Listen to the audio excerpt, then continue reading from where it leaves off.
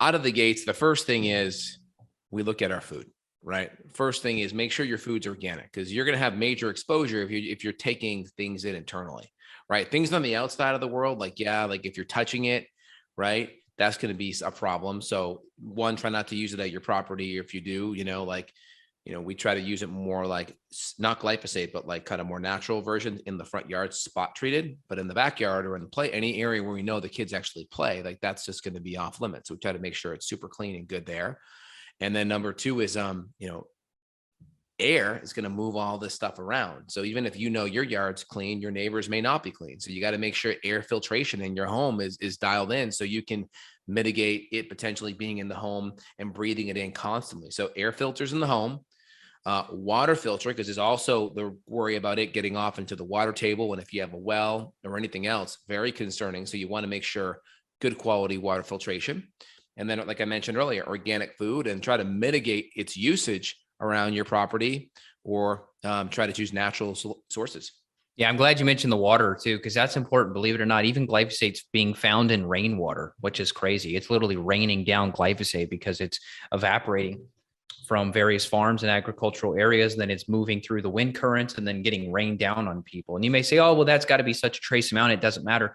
Well, that's the thing. We're finding that these compounds are active against the beneficial bacteria in your gut at these part per billion levels. So you really can't brush it off. People will try to brush it off, but it's the small levels and it's the synergistic effect, right? So if you've got a little bit of that, and then you've got it from your diet, plus you've got it from your water supply, plus you're getting rained on in your organic garden, this adds up over time. And you and I see bacterial overgrowth every day, all day. And we know that this is certainly linked to the disruption of the gut, these chemicals. So it's too important to ignore. The air filters is a tough one. I asked Stephanie Seneff about that. I said, hey, what is the actual size of glyphosate? I can't find it. I'm trying to figure out, because you'll see air purifiers talk about a 1 micron or a 3 micron filtration. And she said, oh, no, there's no way you'll ever be able to filter it. It's too small. So that's what she said, but I can't find anything about the size of it. I've asked a couple companies about it, and they say, oh, yeah, no problem. Our air filter will take care of it.